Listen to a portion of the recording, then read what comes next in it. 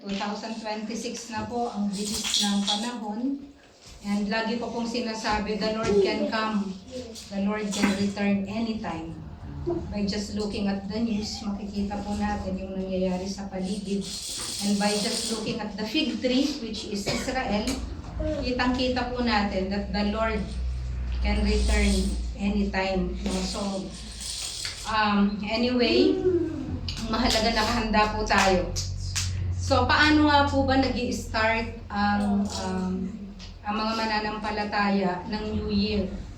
So, ano pong pagkakaiba ng mananampalataya at hindi mananampalataya pagdating po sa pagpaplan? You always hear the words planning for the New Year, making resolutions, at kung ano-ano pa para mapaghandaan ng susunod na taon. Pero pagdating po ng December, makikita po natin na wala naman sa mga naipangako natin sa ating mga sarili ang nagawa po natin, di ba?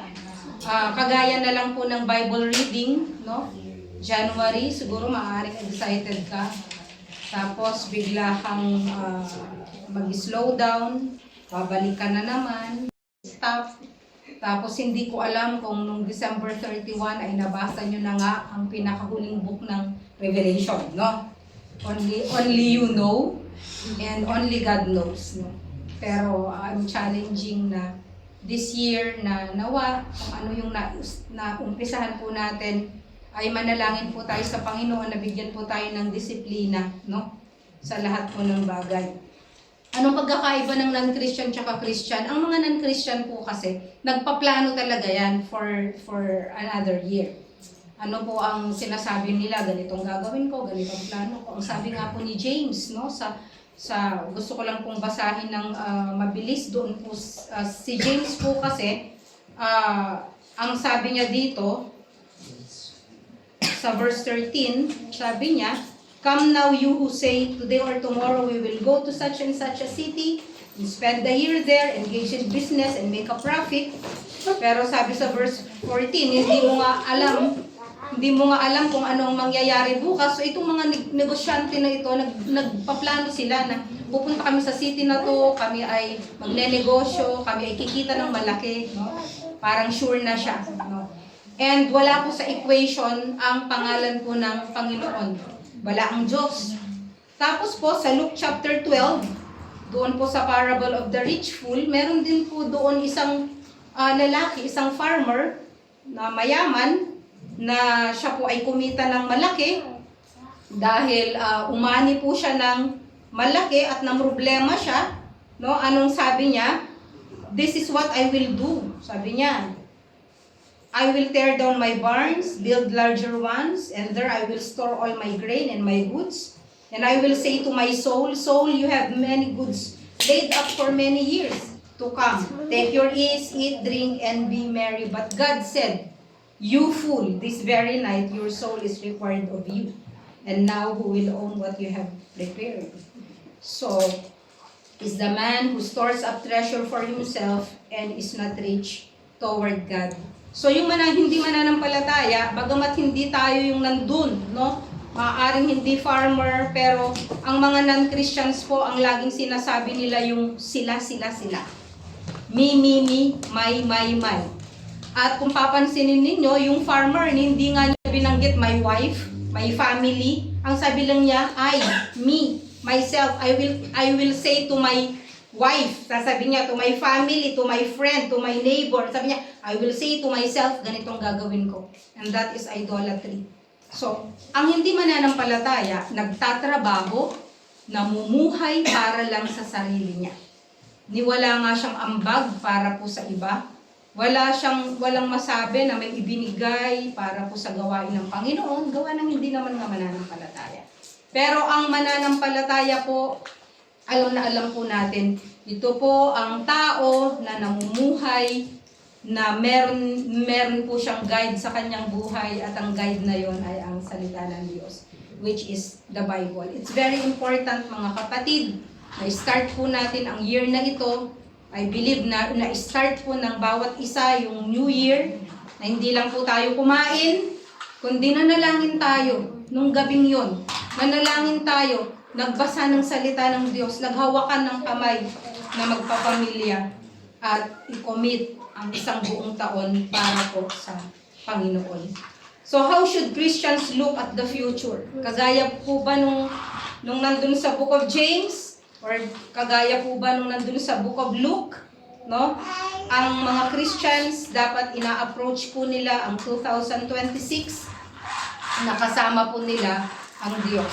Kasi po ang sabi ng Panginoon, hindi kita iiwan at hindi kita pababayaan. Kasi kung papansinin ninyo, puro material yung preparation po nung nabanggit ko na tao kanina. Puro material. Ang isang taong materialist, ang iniisip lang niya, paano siya mamuhay, paano siya kumita, paano siya mag-impok para sa kanyang sarili. Yun po ang materialist. Pero purihin ng Diyos, from that state, alam ko, binago po tayo ng Diyos. At patuloy na binabago.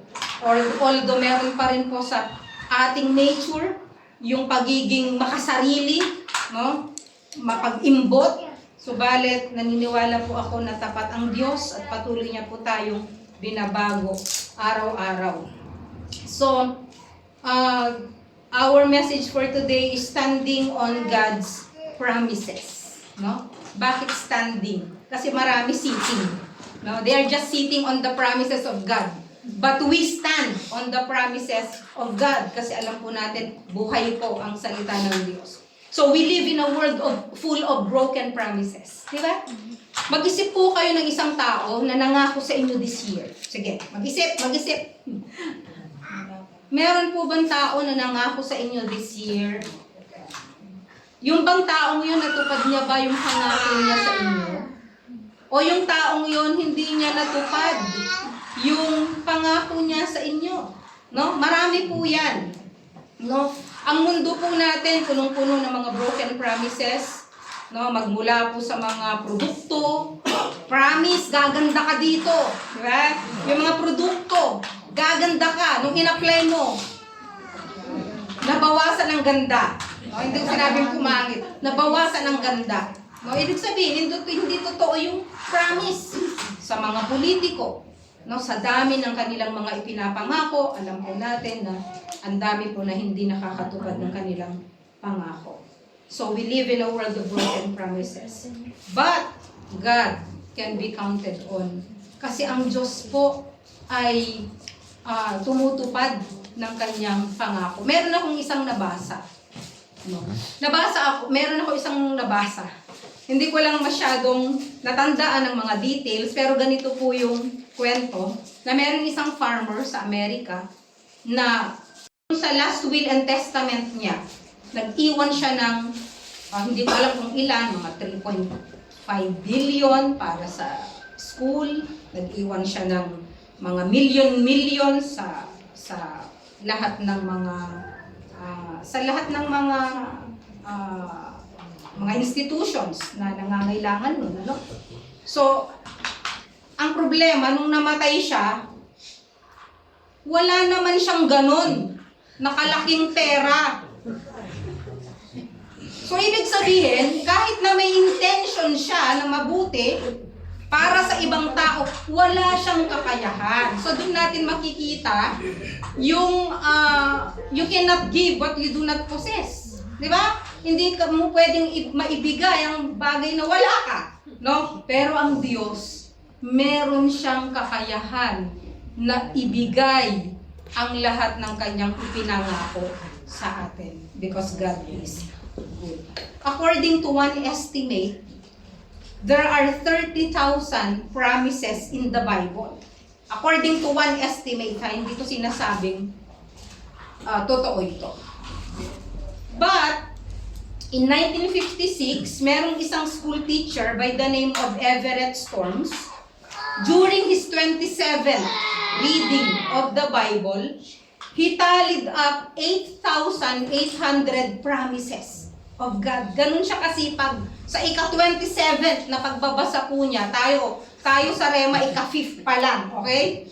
No? Ewan ko sa iba, sa mga previous years, pero siya dun sa ika-27th year na isipan niya na itali ang lahat ng pangako ng Diyos. No? At inabot po siya ng 1.5 years. No? It took him a year and a half to write them all down. Pero ang nabilang po niya ay 8,800 promises. 7,487 promises ang nanggaling mismo sa Diyos. Yung iba nanggaling sa ibang mga tao, no? So, merong 290 promises made by man to God.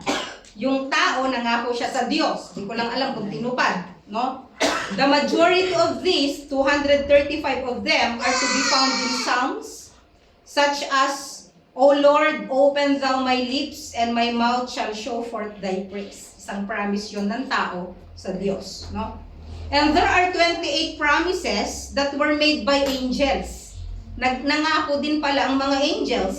Most of these, 23 of them, are found in the book of Luke. One example is the promise made by the angel to the women at Jesus' tomb. Behold, he goes forth before you into Galilee, there shall you see him. It's a promise of an angel to a man, okay, to women. And there are actually 9 promises made by Satan. Example, all things will I give thee, if you will fall down and worship me. Okay? Isang example ng promise. So, merong 9. And there are 2 promises made by an evil spirit. No? So, at meron ding 2 promise na ginawa ang Diyos, no? Made by God the Father to God the Son. And 1 made by a man to an angel. So, kung bibilangin natin lahat, napakadami na po yun, no? And one of the 66 books of the Bible has no promises at all. Alam niyo po ba kung anong book yung walang promise at all? It's the book of Titus. Walang promise doon na makikita. 17 others contain less than 10 promises each.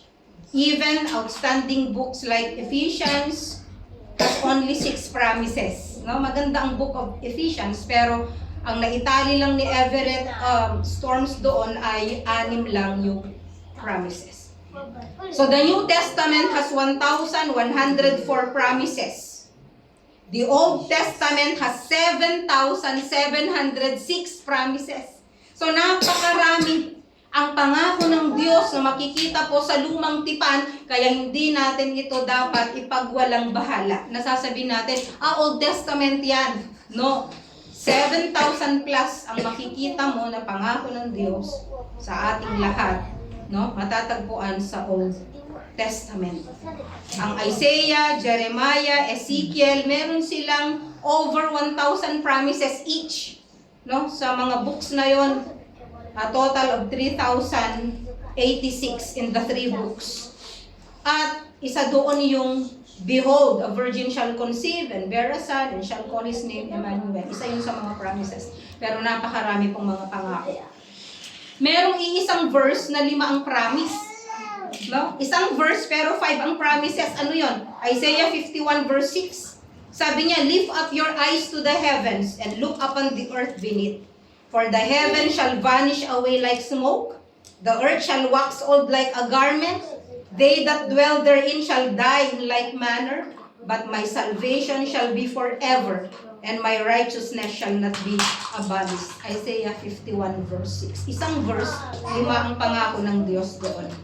And the chapter with the most promises, hulaan nyo, Deuteronomy chapter 28. Di ba? Kung maaalala ninyo, na there are promises for the Israelites na if they obey, may blessing. If they will disobey, merong curse. So both promise of blessing and curses ang ibinigay ng Panginoon dito. And there are 133 promises po sa Deuteronomy 28. Leviticus also, Leviticus chapter 26, meron siyang 94 promises. No? Ang dami. No? And yung pong Psalms chapter 37, makikita po natin na napakarami pong promises ang Diyos sa Psalms 37, 43. Doon po sa napakaliit na chapter na yon, meron pong 43 na promises ang Diyos. So kayo na po ang mag-research no? Tignan nyo na lang ang verse. Pero napakarami. marami pala. Ang sabi nga ni Solomon sa 1 Kings chapter 8 verse 56, there had not failed one word of all these good promises. Wala pong kahit na isa man na pangako ang Diyos na hindi daw po niya tinupad sa kanya pong mga anak, no? And the promises are ours for the asking. Nasa atin na lang po kung paano natin i-hold yung pangako ng Diyos. Pero paano mo i-hold yun kung hindi mo alam kung ano ang pangako? Di ba? Dapat alam mo muna kung ano ang pinangako para masingil mo. Halimbawa, nangako sa'yo na, o sige, sa birthday mo, bibigyan kita ng ganyan. Pero kung hindi mo naman narinig yun, no? Paano mo sisingilin yung tao sa pangako niya? Wala, di ba? So we have to know the promises of God para alam nating i-claim yung mga promises ng Lord o sa ating buhay. Kaya nga kanina kumanta po tayo, standing on the promises of God, no? We stand on the promises of God. Ibig sabihin, nakatayo tayo doon. Parang hindi tayo papayag na hindi ibigay ng Diyos kasi ipinangako niya. He who promised is faithful. Tapat po ang Diyos na nangako sa atin. Marami pong promises no? There are promises for eternal life. Yung buhay na walang hanggan, ipinangako niya. There's a promise of guidance. Kung ikaw ay nalilito, anong desisyon ang gagawin mo?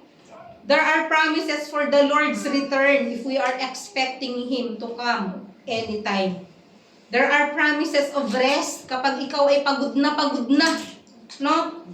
There are promises of victory. Dahil alam ng Diyos kung minsan may tendency na ikaw ay maging talunan. No, may pangako ang Diyos na kaya mo yan, mapagtatagumpayan mo yan. There are promises of wisdom kapag may time na nawawalan tayo ng wisdom. There are promises of peace kapag tayo po ay naguguluhan sa ating buhay. There are promises of God's presence. Kapag nandyan ang Diyos sa ating buhay, meron po tayo ng lahat ng bagay. And there's also the promise of forgiveness, which is kailangan natin ito. Dahil kung wala yung promise of forgiveness ng Diyos sa atin, lumalakad po tayo sa guilt. No? Lumalakad tayo doon sa doubt kung save ba ako o hindi ako save. No? So kinakailangan po natin ang mga bagay na ito. Ang dami po, no? Kaya nga po yung ipinamigay nung anniversary, yung pong bot, yung isang yung full of promises of the Lord, that's a very, very good idea. No? Complementary sa mga young people na nakaisip nito. No?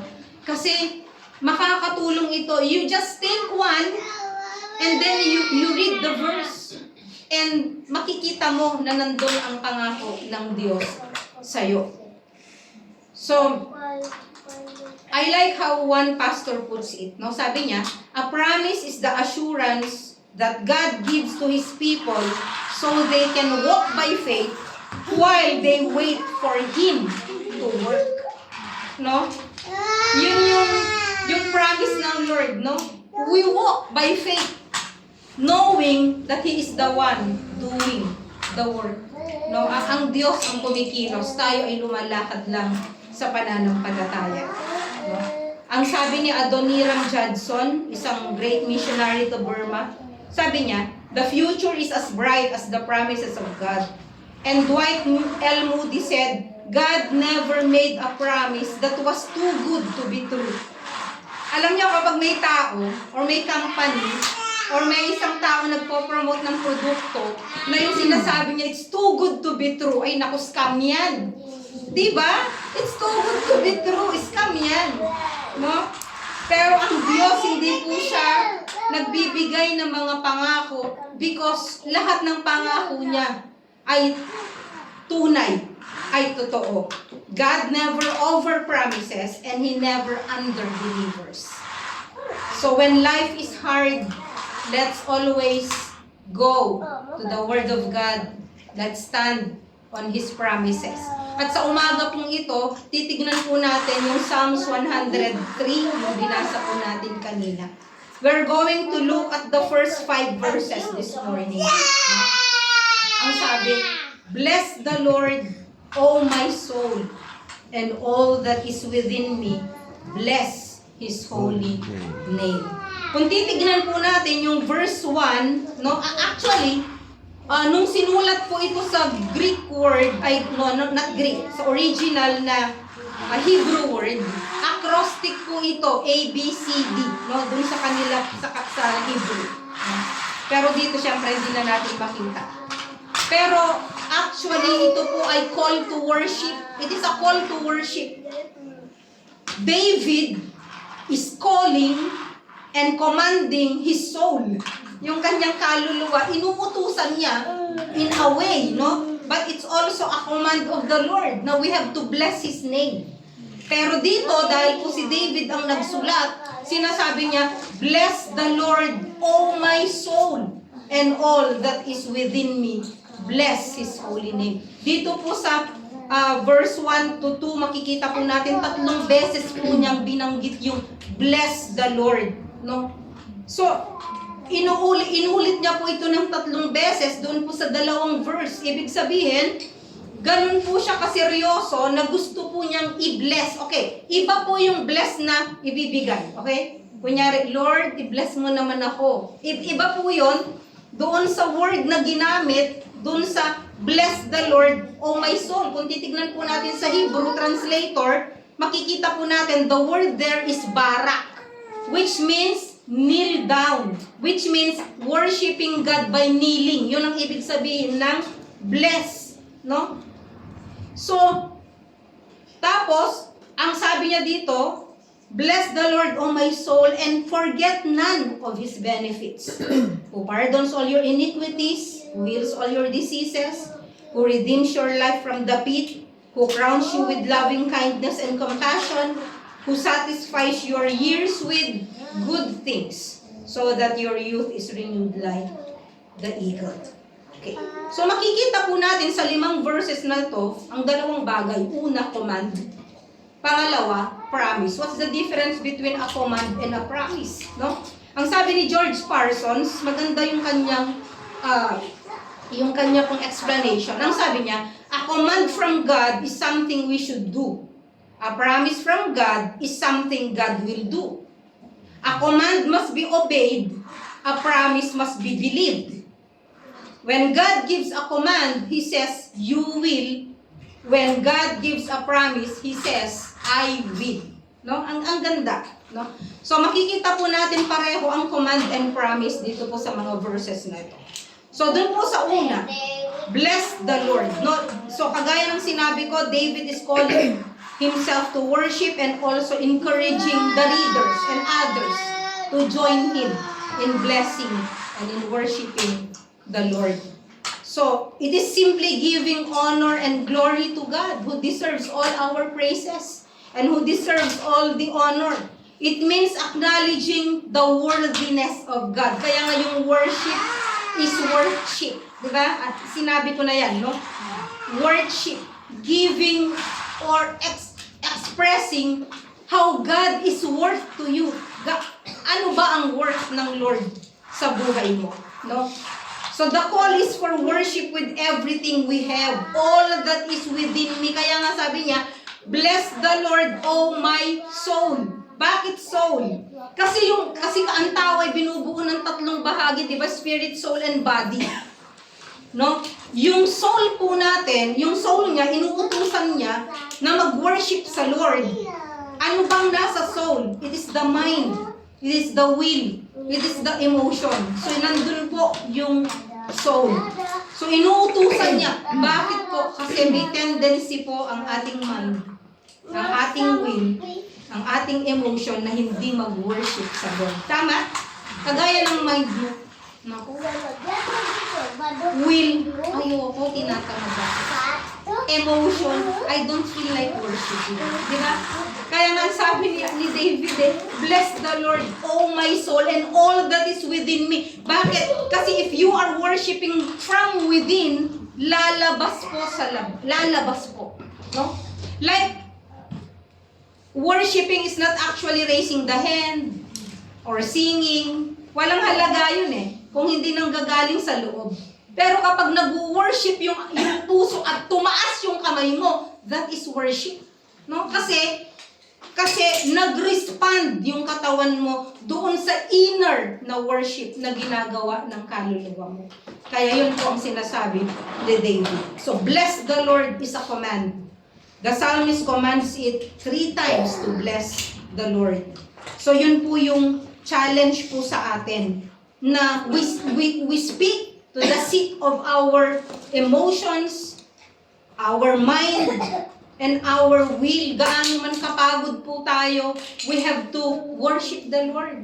Dahil karapat-dapat po siya ng ating pagsamba. Pangalawa, aside from bless the Lord, yung pangalawa na command dito is forget none of His benefits. After David calls his soul to bless the Lord, to magnify the Lord, he says, don't you ever forget His benefits.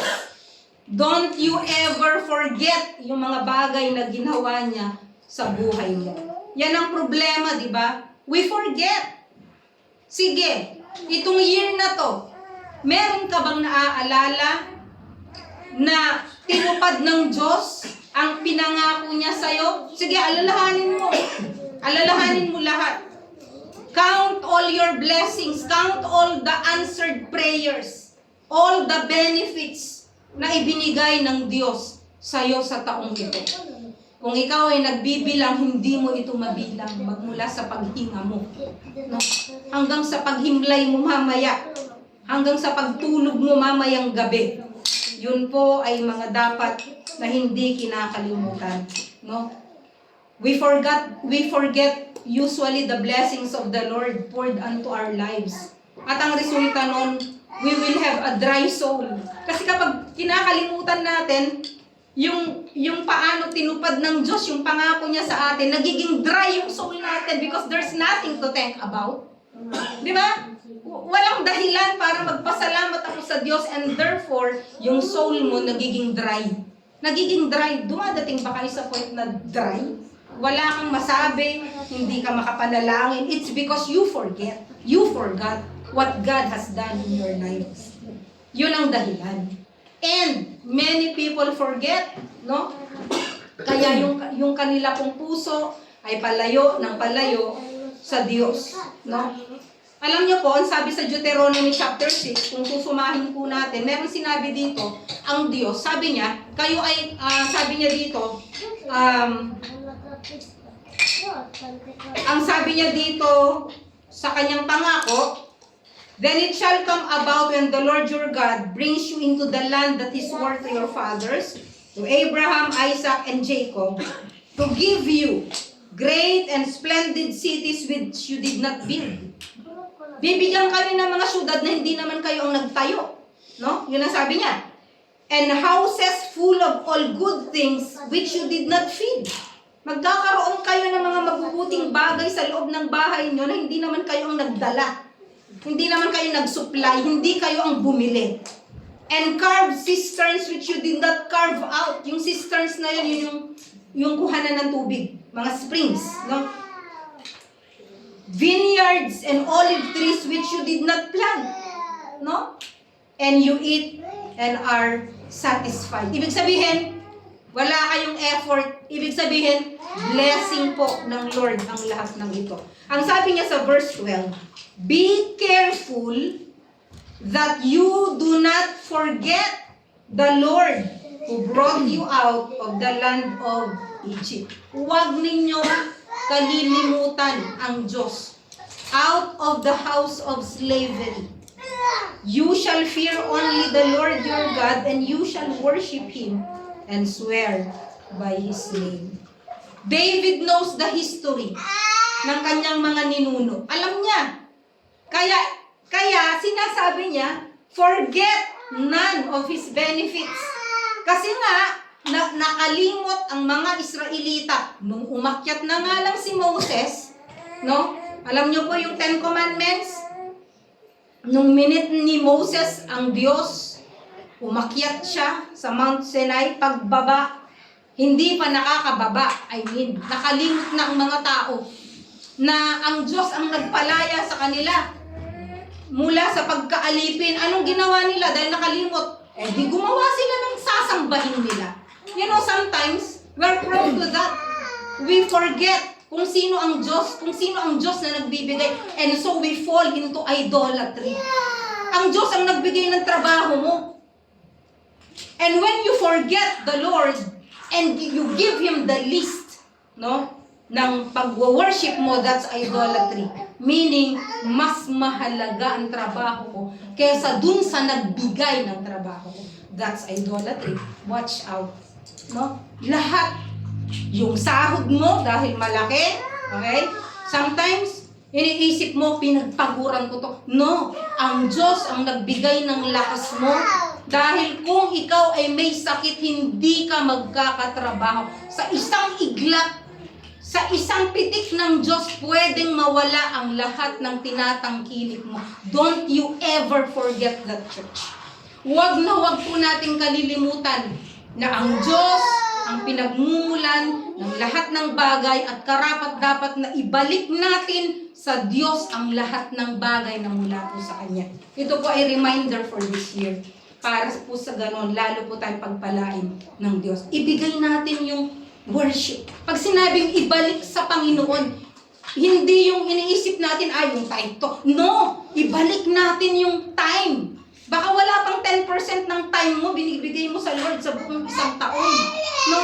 We give Him back our talents. Nagpapagamit ka ba sa Panginoon sa kung ano ang talento na meron ka? No? Everything that we have belongs to the Lord. Don't you ever forget. No?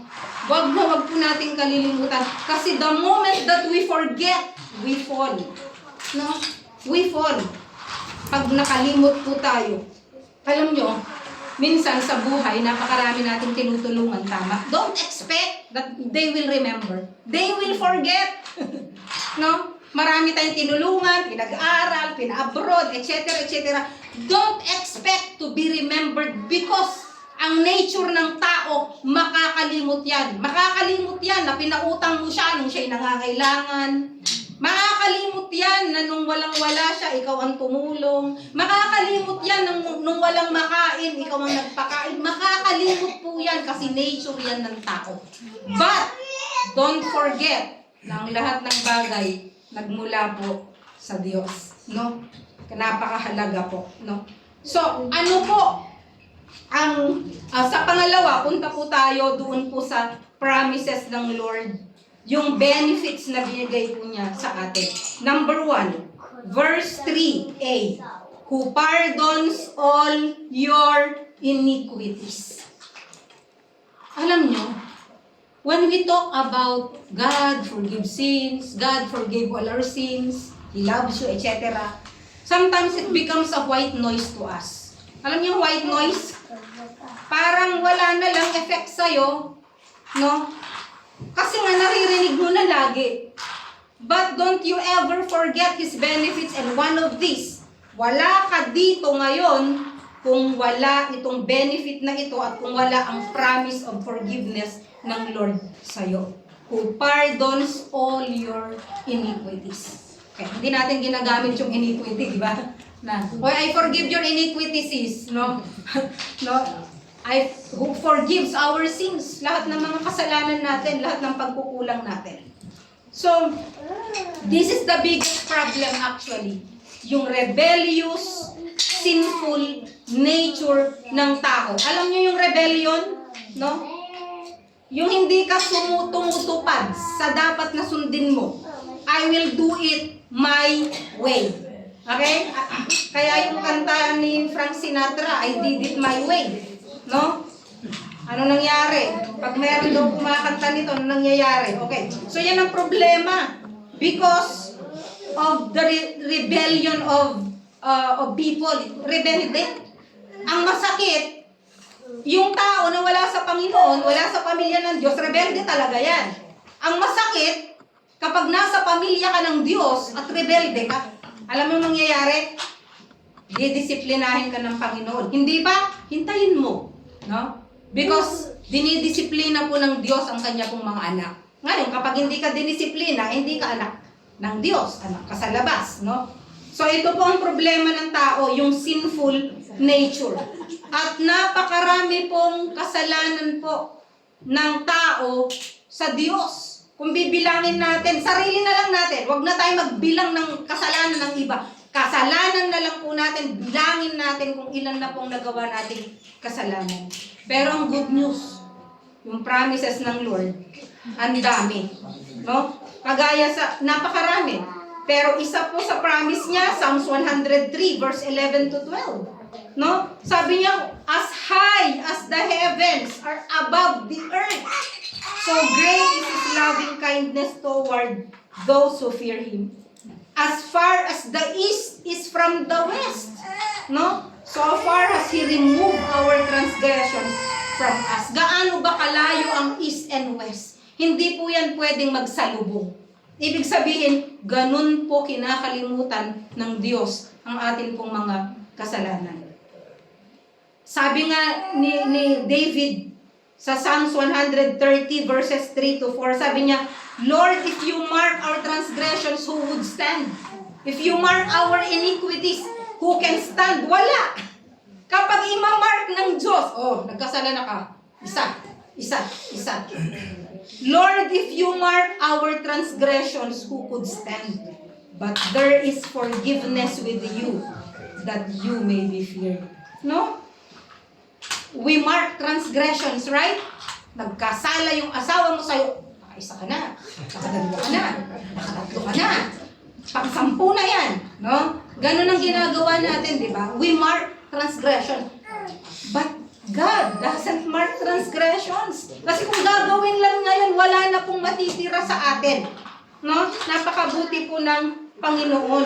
And then Isaiah 43 verse 25, ang sabi ng Lord, inulit niya, even I am the one who wipes out your transgressions for my own sake, and I will not remember your sins. Imagine, even I, inulit niya yon. I wipe all, binubura ko lahat ng iyong transgressions and will remember no more. Alam mo, ano daw ang bagay na nakakalimutan ng Diyos? Meron. Nakakalimutan niya po ang mga kasalanan natin na kinumpisan na natin sa Kanya. Alam niyo po ba? Meron siyang bagay na na hindi matandaan. Ang mga bagay na atin na pong kinonfess sa Kanya because of the blood of His only Son, Jesus Christ, that was shed on the cross at Calvary. Yun po. Kaya ang sabi niya, for my own sake, not for your sake. Imagine, I wipe your transgressions not for your sake, but for my own sake. Because, bakit? Because God is true to His promise. He is a just God. Isang Diyos na hindi nagsisinungaling. Pag sinabi kong patatawarin kita, hindi ko pwedeng baliin yung pinangako ko na. Kaya sinabi niya, I am doing this promise for my sake, for God's integrity. Colossians chapter 1, 13 to 14, for He rescued us from the domain of darkness. Dati po, kampung tayo ng kadiliman. Alam niyo ba yun? Kampung tayo ng kadiliman. And transferred us to the kingdom of His beloved Son. Imagine, kukunin ka niya mula sa kaharian ng dyablo, itatransfer ka niya. The word is transfer. Transfer to saan? Sa kaharian ng kanyang beloved Son, in whom we have redemption, the forgiveness of sins. 1 John 1:9. No? If we confess our sins, He is faithful and righteous to forgive us our sins and to cleanse us from all our unrighteousness. Colossians 2:13, when you were dead in your transgressions and the uncircumcision of your flesh, He made you alive together with Him, having forgiven us all our transgressions. Imagine, all our transgressions. Hindi siya namimili, ito mabigat na kasalanan to, hindi ko ito ipapatatawarin. Titignan ko muna kung magbabago siya. Hindi ganun eh. All our transgressions.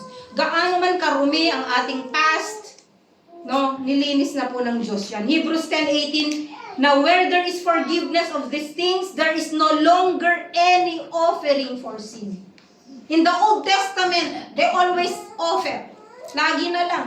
Nag-o-offer sila every time. May sin offering, may mga kung ano-anong offering. Pero because God sent His only begotten Son, He offered the Lord Jesus Christ as our sin offering. Wala na pong i-offer. Ang i-offer na lang po natin yung ating mga sarili. Diba? And Psalms 32 verse 5, I acknowledge my sin to you, and my iniquity I did not hide. I said, I will confess my transgressions to the Lord, and you forgave the guilt of my sin. No? Alam nyo, pwede kang magtago sa kaibigan mo ng mabibigat na kasalanan kasi nahihiya ka. Kasi kahit na pinaka-best friend mo pa, may tendency na iisipin mo na baka mamaya nag-away kami, ipagsabi niya, no? Pero sa Diyos, si David, no? Lahat ng kanyang kasalanan, inilantad niya sa Diyos. Kasi alam niya, na alam ng Diyos ang lahat. Kaya nga yung prayer niya sa Psalms 51 verse 1 to 2, ang sabi niya, be gracious to me, O God, according to your loving kindness, according to the greatness of your compassion. Blot out my transgressions. Ano niya? Blot out? Erase. As if it did not happen. Yun ang ibig sabihin nun. Tanggalin mo according to the greatness of your compassion. Wash me thoroughly from my iniquity and cleanse me from my sin. Kaya, bakit niya po sinabi to? Kaya bakit niya sinabi yung forget not His benefits? Tapos ang pinakauna niya doon, who forgave your sins, your iniquities. Kasi yun po ang naranasan ni David. Naranasan niya yung kapatawaran ng Diyos at hindi niya po kinalimutan. Hindi niya kinalimutan na pinatawad siya ng Diyos sa lahat ng kasalanan na kanya pong ginawa. Pangalawa, verse 3b, who heals all your diseases. Okay, sasabihin mo, hindi naman totoo yan. No? Kasi bakit yung iba hindi niya hinil? Okay? So, along with the forgiveness of sins, meron pa ring benefit of healing na binibigay ang Diyos. So, it is not just yung forgiveness ng sins, kundi kinakailangan po natin ang healing. Pagka sinabi pong healing, yung kabuuan po ng isang tao.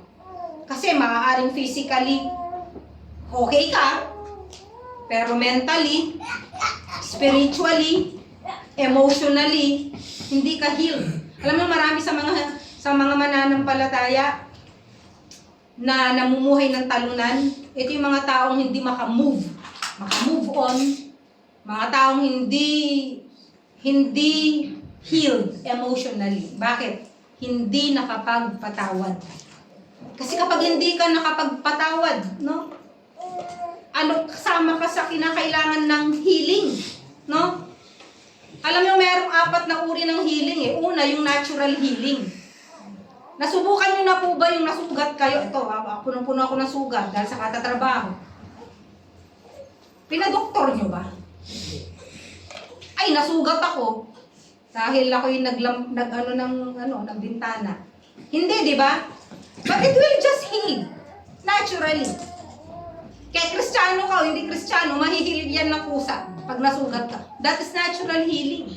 No? Natural healing yun. Nagre-respond yung body sa natural healing. Biglang mo makikita, wala na yung sugat mo. Okay? Pero meron pangalawang uri ng healing, yung scientific healing. Kaya nga meron tayong medicine. Kaya meron tayong drugs. Na alam ko na ginamit pa din ng Diyos ito at patuloy na ginagamit. Okay? Kaya gumaling yung isang tao kasi uminom siya ng gamot. Okay? Dahil nagpa-chemo siya o kung ano-anong treatment siya. Okay, gumaling siya. That is scientific. Pero I believe na ginagamit po ng Diyos yan. Pangatlo, meron tayong tinatawag na supernatural healing. Na nagpa-check up ka, ang sabi ng doktor, ganito, ganyan, ganyan, ganyan. Tapos nung nagpa-check up ka, biglang nawala. Hindi maintindihan bakit nawala. Di ba? Yung nangyari kay Bro Kevin, alam po natin yan. That is supernatural healing. Kaya bang gawin ng Diyos yan? Kaya niya. Kung gusto niya. Pero hindi naman niya kalooban yun sa lahat ng tao. Di ba? Kasi bakit? Kasi nga po, merong pang-apat na healing. Ano yung pang-apat na healing? Ito po yung hindi natin nakikita. When we step to the presence of God. Pag kinuha ka na niya. That's the ultimate healing. Kasi wala ka ng sakit doon. Okay? And sometimes, iniisip natin, ay namatay, hindi naman sinagot ng Diyos yung panalangin. No, sinagot niya. That's ultimate healing. No? Lalo na kung mananampalataya at na kinuha na ng Panginoon or hinintay na tumanggap sa Panginoon bago siya kinuha, that is ultimate healing. Galing yun sa Diyos. No? And so, ang sabi po ni David, forget not His benefits. Ano yung pangalawa? Who heals all your diseases. So, naniniwala po ako dito, there is also spiritual healing and there is also physical healing. Of course, kapag mananampalataya ka, napakahalaga ng spiritual healing. Yun ang napakahalaga. Pangatlo, who redeems your life from the pit. Verse 4a. Sino po sa inyo ang nasa hukay? When you say pit, no? Iniligtas tayo ng Diyos mula sa hukay. No? Hindi ko sinasabi na mula sa hukay literally. Pero meron tayong makikita sa Old Testament na examples na iniligtas ng Diyos mula sa hukay. No? Mula sa pit. Sino? Si Daniel. Nung tinapon po siya dun sa lions den. No? Diba? Tinitignan pa nga siya ni Darius, ni King Darius. Niligtas ka ba ng Diyos mo? Diba? Yun ang sabi. So God rescued or redeemed Daniel from the pit. Ano pa? Joseph. If you remember, dahil yung brothers po ni Joseph ay nainggit po sa kanya, anong ginawa? Itinapon po siya sa pit. Okay? And when you hear the word pit, it means destruction. No? Biblically, destruction. Ano yung mga bagay na yun? Sometimes tayo, nasa hukay tayo ng kasalanan, di ba? Nung natagpuan tayo ng Diyos, inihaon niya tayo doon sa hukay ng karumihan, ng putikan, kung saan tayo. Hindi ko alam kung anong mga klaseng putik, nasaan tayo nung mga time na yon. Pero natagpuan tayo ng Diyos. Kinuha niya tayo, inihaon niya tayo mula sa putikan. At ang sabi po ni David, don't you forget, huwag mong kalilimutan the time, no, ano ang kaibahan ng buhay mo noon at ang buhay mo ngayon, na mananampalataya ka ngayon. Yung buhay mo noon, nandun ka sa putikan. Yung buhay mo noon, walang direksyon. Yung buhay mo ngayon, papunta sa self-destruction. But praise God, no? We worship Him, we bless the name of the Lord, dahil mula po sa putikan, mula po sa pit, ay inihaon po niya tayo. So, alalahanin din po natin dun sa Exodus, no? 'Di ba? Inihaon nga ng Diyos ang mga Israelites mula po sa slavery, and that's considered a pit dahil wala po silang karapatan para sa sarili nilang buhay. Pero God was so merciful. And number 4, verse 4b, who crowns you with loving kindness and compassion. He crowns you with loving kindness and mercy. So one of the benefits on top of forgiveness, healing, and redemption is the love of God. I believe ito yung nangunguna yung pag-ibig ng Diyos sa atin, yung love niya. Because of His love, meron tayong forgiveness, meron tayong healing, meron tayong redemption because of the love of God sa atin. On top of all these benefits, it is the love of God. At wag na po natin isa-isahin ang verses. From Genesis to Revelation, we can see verses, many verses about the love of God para po sa atin. No, because His love is a covenantal love. No? Hindi tayo karapat-dapat, but because He is true to His covenant, meron siyang covenant to His people, Israel. And tayo, no? na extension ng pag-ibig ng Diyos, ng love ng Lord, tayo din po ay tagapagmana, no, ang lahat po ng pangako ng Diyos at nireceive din natin ang pag-ibig ng Diyos sa atin. Yung pag-ibig po ng Diyos sa atin ay perfect, unconditional, unfailing love. Alam nyo, sa relationships, yung pong asawa ninyo, anak ninyo, kaibigan ninyo, maaaring mahal nila kayo. Pero hindi ganun ka-perfect, kagaya po ng pagmamahal ng Diyos sa atin. Don't expect. They will fail you. No? They will fail you. And just be ready to forgive. Kasi they will fail you and you will fail them. No? Vice versa. Ikaw din naman, hindi perfect ang love mo. Sometimes your love is conditional also. No, I love you if, I love you because. Pero ang pag-ibig ng Diyos unconditional. No? Kahit na hindi tayo faithful, lagi natin naririnig, He remains faithful sa atin. At panglima, He satisfies your years with good things. Okay, ang sabi niya, He satisfies your years. Sinatisfy po ba niya yung year natin na nakaraan? Yes. And He will satisfy this year, 2026, and the coming years. He will satisfy your years with good things. That is His promise. No? Alam niyo po yung sa Psalms, ikino-compare yung satisfaction dun sa food.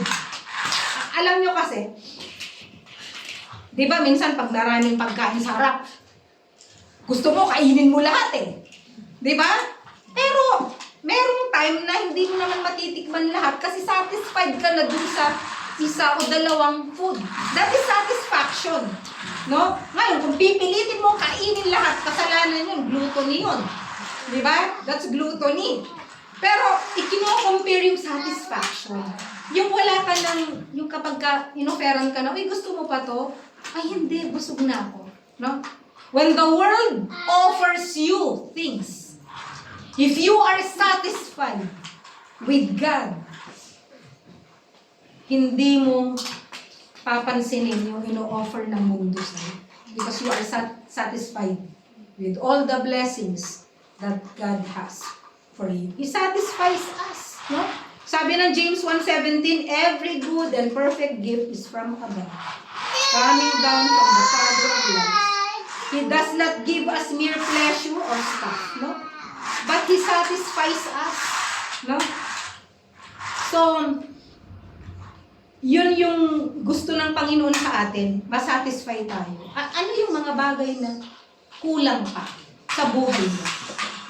Sometimes, ang tinitignan mo kasi, kaya hindi ka makapag-praise sa Panginoon, ang tinitignan mo kasi yung wala ka. Pero actually, yung wala ka, ay, yung meron ka, yan din yung wini-wish. Ang pinagpipray ng iba kasi meron ka na wala sila. And yet ikaw, hindi ka marunong masatisfy. No? Gusto mo pa mamahalin, branded, etc. etc. Hello? No? Pareho lang naman yan. Pag nasunog yan, sunog. Hindi naman kapag branded ang damit mo, hindi na siya masusunog. Pareho lang yan. Pag may apoy, nasunog pareho. No? Binigyan ka ng regalo, ay, hindi branded. Tumigil-tigil ka dyan. Mas mahalaga ang buhay. No? Anong branded? Bakit pag nagsusuot ka ba? Makikita ba ng tao pag binaligtad kung ano yon? Pwera na lang kapag walking billboard ka, nakasuot dito. No? Nakalagay dito, Prada. Oh, ang laki-laki. Oy, billboard ka, free. Free advertisement ka ng Prada. Pero, ang ibig ko lang pong sabihin dito, masatisfied ka. Learn to be satisfied with all the things that God has given us. At ganun din yung mga binibigay na regalo sa atin. Let's be thankful. Huwag niyong sasabihin na, ang pangit naman. Ang mahalaga, naalala ka. Diba? Pag binigyan ka ng tao, it is a part of their hard work. Alam niyo? Alam niyo, pag nakakatanggap ako ng regalo, ang iniisip ko na, limang oras na niyang laboro ito. And I thank the Lord for His life, but I pray to God na ma-experience niya yung supernatural provision niya. I know! Kasi naglalaboro ako per ora eh. Kaya kapag nakaka-receive ako ng blessing, lagi ko sinasabi, or binigyan ako ng regalo, agad kong sinasabi, Lord, nagtrabaho, hindi ko alam kung muntik pa siyang nahulog sa bintana sa kalilinis nito. No? So alam niyo mga kapatid, pag nakatanggap kayo ng regalo, isipin mo, nagtrabaho yung tao dito. Iba sa Italia, iba ang Italia. Sa Pilipinas, kala nila namumulot tayo ng pera.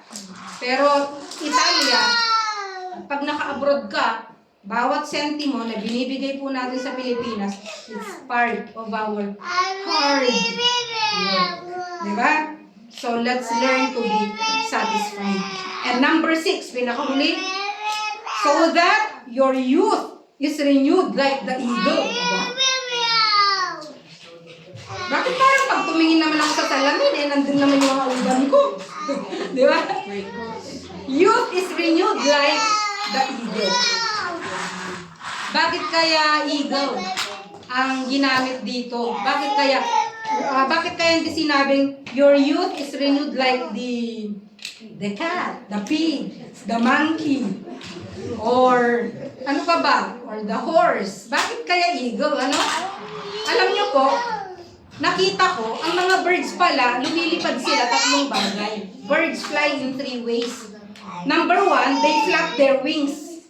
Diba? Ang mga ibon na lumilipad, diba, they flap their wings. Alam niyo, trabaho yun. Parang tayo, na naglalakad tayo, trabaho yun. They flap their wings. May effort sila dito. Yung pangalawa, they glide. Okay? They glide. Okay? They build up enough steam to float in the air, but that does not last long. Temporarily, but they glide. Pero yung pangatlo, they soar. They soar or they mount. They mount up. Kaya nga ang sabi doon sa Isaiah 40:31, yet those who wait upon the Lord will gain new strength. They will mount up with wings like eagles. Sa ibang translation, the word is soar. So ang pangatlo ay soar. Konti lang po na mga birds ang nakakasoar. Falcons. Ano pa? Hawks. And eagle. Yan lang po ang mga nakakasoar. Nakakasoar po ang eagle pala up to 150 miles per hour. Imagine mo. Walang effort yun. Walang effort. Hihintayin lang niya yung warm air. Makikisabay siya dun sa warm air na galing sa lupa pataas. Hihintayin niya yun, yung time na yun. And he will soar up. Ganun pala. Wala siyang effort. Imagine. Pero yung ibang bird, hindi sila makakalipad, kundi sila magkukusat, mag-work. Yung isa naman, mag-glide sila, hihintay din sila ng opportunity. But it's temporary. Pero yung eagle po pala, napakahaba. They soar. Kaya nga sabi niya, they that wait upon the Lord. Sila pong makakaranas nito. Ano yung waiting? Do you wait upon the Lord? Do you wait upon the Lord? Not just patience sa answered prayer. Diba? Sometimes we pray, we cannot wait. We demand. Parang ganito yan eh. Gusto ko nang kumain. O sige, gusto mong kumain. Ayan, hindi pa luto. Diba? Wala pa yung God's will ko. Hindi pa pinapanganak. Hintayin mo. Alam mo, may ibigay sa'yo. Nandun sa sinapupunan.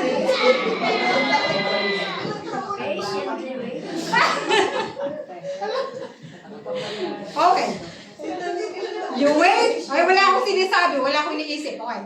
So, waiting. We wait for answered prayers, diba? But there's another kind of waiting. When we wait for God's instruction sa buhay mo. No? Alam mo, may sinasabi ang Lord eh. Alam nyo ba na everyday may bilin ang Lord sa'yo? But we can't wait on Him. Bakit? Nagmamadali ka. Ay, maliligo na ako, late na ako. Eh, kasalanan mo, late ka nagising. Diba? Hindi ka na nga nakakapag-almusal. But when you wait you wait on God's instruction sa buhay mo. Okay. When you wait upon Him, ang sabi niya, sabi niya dito, those who wait upon the Lord will gain new strength. It is on the waiting of the Lord na magkakaroon ka ng strength. No?